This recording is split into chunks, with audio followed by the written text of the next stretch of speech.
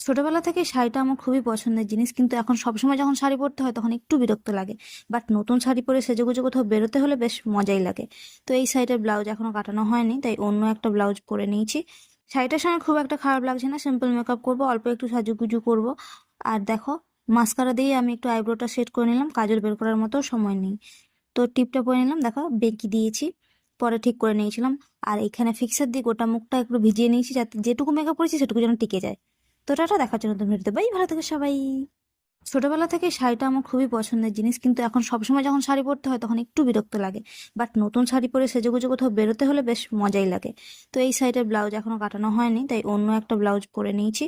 শাড়িটার সঙ্গে খুব একটা খারাপ লাগছে না, সিম্পল মেকআপ করবো, অল্প একটু সাজুগুজু করব।